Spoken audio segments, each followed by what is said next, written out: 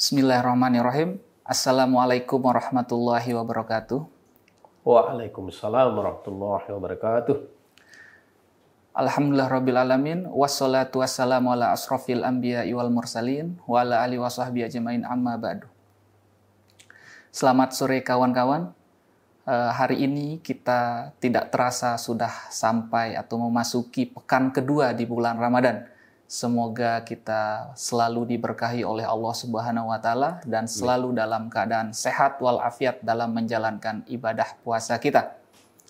Ini merupakan program selama bulan puasa yang diselenggarakan oleh Fakultas Dakwah dan Ilmu Komunikasi UIN Mataram bernama Fil Jamiah. Dalam program ini selama 30 hari ke depan selama bulan puasa kita akan ditemani oleh berbagai narasumber yang tentunya akan membahas tema-tema yang berbeda selama bulan puasa.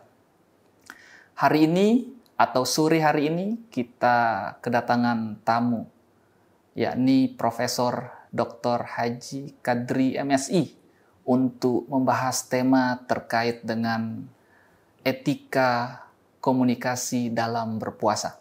Selamat sore, Prof. Selamat sore. Assalamualaikum warahmatullahi wabarakatuh. Waalaikumsalam warahmatullahi wabarakatuh. Apa kabar, Prof? Alhamdulillah, baik. Alhamdulillah. Bagaimana puasanya, Prof? Lancar? Alhamdulillah. Masih aman? Alhamdulillah. Ya, Prof. Tema kita di sini kan berkaitan dengan etika berkomunikasi dalam berpuasa. Yep. Nah, bagi kita kan umat Muslim itu mempercayai bahwa bulan puasa atau bulan Ramadan ini merupakan arena atau madrasah untuk kita selalu mendekatkan diri kepada Allah Subhanahu wa taala. Nah, dalam proses kita mendekatkan diri itu kita harus sopan dalam bertutur kata, santun dalam menyampaikan pendapat kita, terutamanya di era digital ini. Nah, konteksnya di sini bagaimana gambaran kita dalam berkomunikasi selama bulan puasa ini, Prof. Terima kasih, Mas. Kamu berbicara tentang puasa dalam hubungannya dengan etika komunikasi adalah dua hal yang tidak bisa dipisahkan. Karena selama puasa, seorang tidak bisa berhenti untuk berkomunikasi. Dan komunikasi orang-orang berpuasa tetap dinilai sebagai sebuah amal ibadah, dan kesalahan dan tanpa berkomunikasi dengan etika yang bagus, itu pun dicatat menurut saya akan mengurangi nilai puasa. Bahkan bisa jadi membatalkan puasa. Nah, oleh karena itu, menurut saya penting sekali untuk diperhatikan agar kita melakukan komunikasi-komunikasi yang bermuatan etika-etika sesuai dengan ajaran Islam. Dalam ajaran Islam sendiri, kita dianjurkan untuk bertutur kata yang baik, berperilaku yang baik, tentunya. Karena dengan etika komunikasi yang bagus, etika komunikasi yang kita maksud ini adalah etika verbal dan non-verbal, itu akan membuat komunikasi kita itu efektif. Itu dalam perspektif komunikasinya. Nah, komunikasi yang efektif itu terjadi ketika ada upaya dari setiap orang yang terlibat dalam komunikasi itu untuk menunjukkan cara berkomunikasi verbal yang bagus dan gestur komunikasi nonverbal yang baik.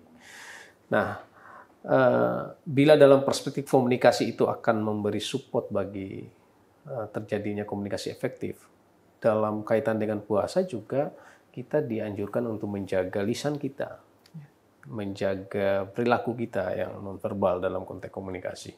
Dan disinilah saya lihat hubungan antara bagaimana pentingnya etika berkomunikasi dalam rangka mengefektifkan komunikasi dan bagaimana mengedepankan etika komunikasi dalam rangka meningkatkan kualitas puasa yang sedang kita laksanakan. Nah, untuk terhindar dari yang namanya perkataan kotor, untuk menilai sesuatu terhadap orang lain atau satu kelompok, padahal itu kan dalam menjalani ibadah puasa, Prof, untuk terhindar dari yang namanya perkataan kotor, ujaran kebencian, apalagi hate speech sekarang. Kira-kira Prof memberikan rekomendasi apa nih untuk? Iya, keterkaitan ini yang saya sebutkan tadi itu bagaimana kita bisa menemukan benang merah ya antara komunikasi yang bagus dengan etika-etika komunikasi yang harus kita kedepankan dengan nilai ibadah puasa. Kalau dalam puasa itu kan kita tidak boleh memiliki prasangka dan penyakit-penyakit hati yang lainnya. Itu akan merusak ibadah puasa kita. Nah, sementara dalam konteks komunikasi, prasangka, stereotip, ya, atau berburuk sangka pada orang lain juga akan menghambat komunikasi kita. Bahkan itu dalam kajian orang-orang komunikasi itu sebagai penghambat utama dalam komunikasi. Jadi kalau kita ingin berkomunikasi bagus, maka prasangka itu harus dihilangkan, stereotip itu harus dihilangkan. Nah, puasa mengajarkan kita bagaimana membersihkan hati kita, termasuk membersihkan dari prasangka dan stereotip. Oleh karena itu, lewat ibadah puasa ini menurut saya adalah momentum yang bagus untuk memperbaiki komunikasi yang kita lakukan. Jangan lagi disebut bahwa misalnya kita dalam konteks komunikasi sosial misalnya, yang merusak hubungan antar kelompok itu kan karena ada ujaran-ujaran kebencian, termasuk dalam penggunaan media sosial, gitu ya. Yang sangat mengerikan. Nah, selama ini kita tahu bagaimana konflik-konflik sosial itu yang disebabkan oleh adanya pertarungan-pertarungan di dunia maya lewat ujaran-ujaran kebencian. Dan menurut saya, puasa mengajarkan kita untuk memilih kata-kata yang bagus. Ya, kaulan sadidan, kaulan layyinan misalnya gitu. Itu adalah anjuran-anjuran Al-Quran yang juga yang harus dilakukan oleh orang-orang yang berpuasa. Nah, oleh karena itu menurut saya puasa ini harus benar-benar dijadikan sebagai madrasah ya, lembaga pendidikan yang bisa mengajarkan kita untuk bisa berkomunikasi yang bagus tanpa ujaran kebencian, tanpa konflik-konflik sosial di dunia maya. Sebisa mungkin prasangka buruk itu dihilangkan ya selama menjalankan ibadah puasa ini, Prof. Nah, kalau kita kaitkan prasangka dengan teori komunikasi, misalkan, Prof, apakah itu prasangka bagian dari noise yang menghambat kita dalam melakukan ibadah puasa, misalkan seperti itu, Prof? Iya, kalau dalam konteks puasa, prasangka ini kan menjadi hal yang harus dihindari karena itu akan mengurangi nilai berpuasa. Nah, dalam konteks komunikasi, prasangka itu menjadi noise, menjadi hambatan dalam komunikasi efektif. Oleh karena itu, seperti yang saya katakan tadi bahwa pelajaran penting dari puasa ini adalah bagaimana membangun manusia-manusia yang memiliki komunikasi yang penuh dengan etika yang Islami. Kita balik lagi mungkin, Prof, dalam konteks era digital, era sosial media yang sangat begitu masif ini, Prof, ya. Kan setiap hari kita ditemani oleh yang namanya smartphone, di situ ada berbagai macam fitur sosial media, orang-orang berkomunikasi melalui di situ. Nggak mungkin dong kita begitu menjalankan ibadah puasa, kita stop bermain sosial media, nggak mungkin gitu kan. Nah, supaya kita terhindar, lagi-lagi supaya kita terhindar dari yang namanya hoax di sosial media itu, Prof.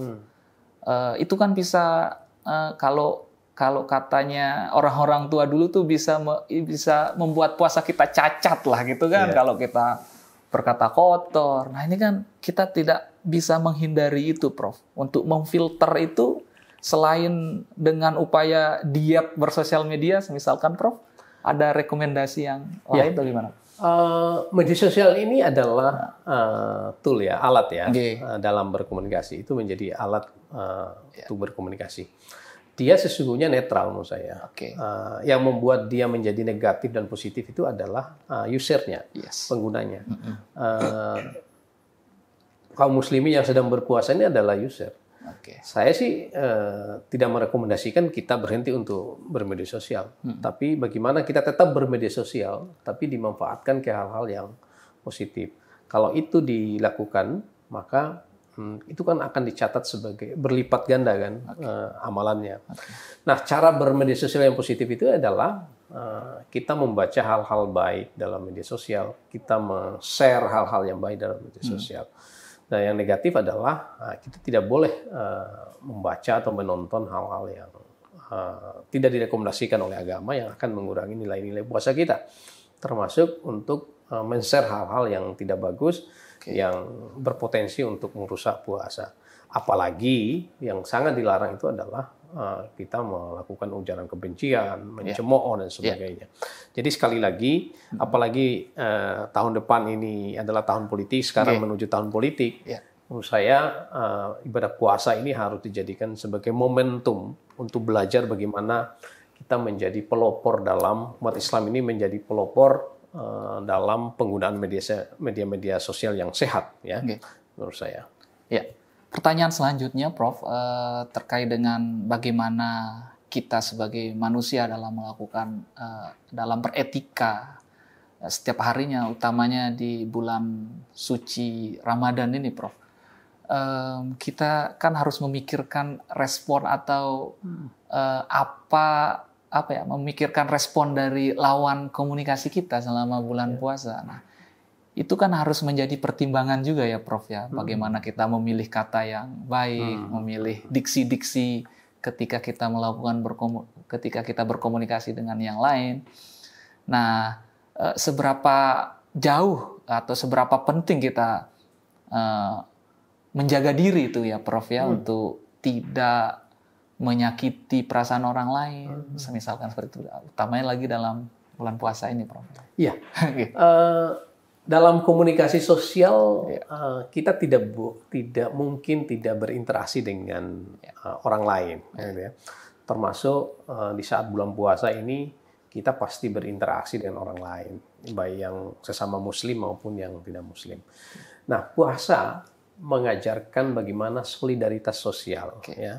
Ada nilai-nilai solidaritas ya sosial yang diajarkan oleh ibadah puasa. Misalnya, dengan kita lapar ini, kita diharapkan untuk merasakan bagaimana laparnya orang miskin, kan gitu ya.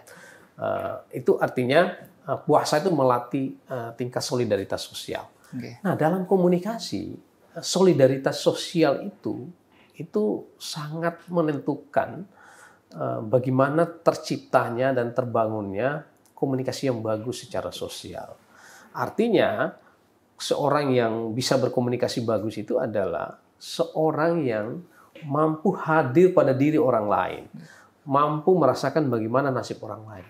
Itulah yang dalam komunikasi itu dikenal dengan kita harus taking the role of the others. Jadi kita harus mengambil peran orang lain. Artinya, kalau kita ingin menyampaikan sesuatu, kita harus berpikir, kalau saya berkata kasar, kalau saya melakukan ujaran kebencian, maka orang yang mendengar itu pasti akan marah sama saya. Kalau saya berkata baik, sejuk, ya, sopan, pasti orang yang mendengarkan itu akan senang terhadap saya. Jadi memikirkan orang lain sebelum pesan itu kita sampaikan. Itulah yang dalam komunikasi itu disebut dengan feed forward.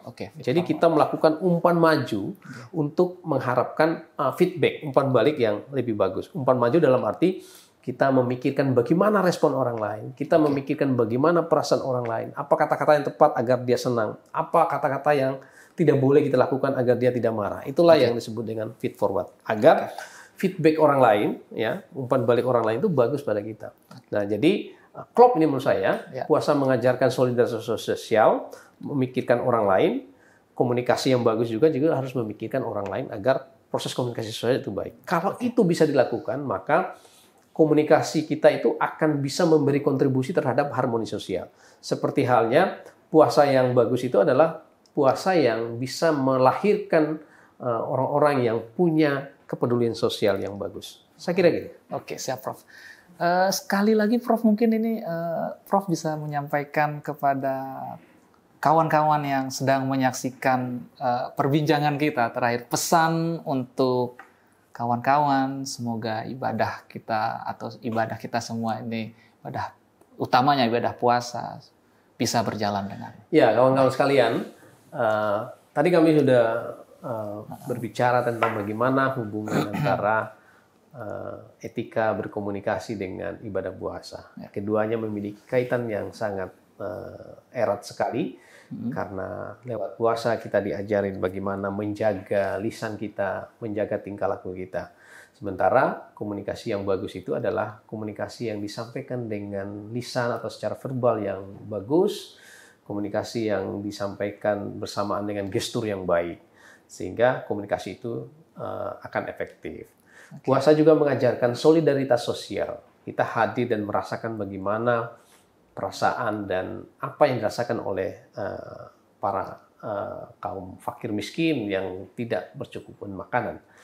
Nah, komunikasi yang bagus itu adalah komunikasi yang hadir di perasaan orang lain, komunikasi yang memikirkan bagaimana respon orang lain, dan kita harus melakukan feed forward, ya, umpan maju untuk mengidentifikasi apa yang diinginkan orang lain dan apa yang tidak disukai orang lain. Oleh karena itu, bila itu bisa kita lakukan, maka kita bisa menghadirkan komunikasi dengan penuh etika, komunikasi yang harmonis yang bisa berkontribusi bagi harmoni sosial. Sama halnya dengan seorang yang puasa adalah orang-orang yang akan menjadi orang-orang yang peduli akan lingkungannya, peduli akan fakir miskin, dan peduli akan hal-hal lain yang dialami oleh orang lain. Saya kira gitu, Mas Ungu. Baik, terima kasih Prof. Luar biasa nih kawan-kawan perbincangan kita pada sore hari ini bersama Prof. Kadri, ya, terkait dengan tema berpuasa dan etika berkomunikasi. Nah, intinya selama bulan puasa ini ya, kita jadikan momentum atau sekolah atau madrasah yang untuk selalu mendekatkan diri kepada Allah Subhanahu wa taala. Jaga prasangka, jaga tutur kata, hindari ujaran kebencian. Insya Allah puasa kita akan diterima oleh Allah Subhanahu wa taala. Sekali lagi terima kasih Prof. Terima kasih. Sama-sama Mas Guru. Selamat sore teman-teman. Aku Qouli Hadza. Assalamualaikum warahmatullahi wabarakatuh.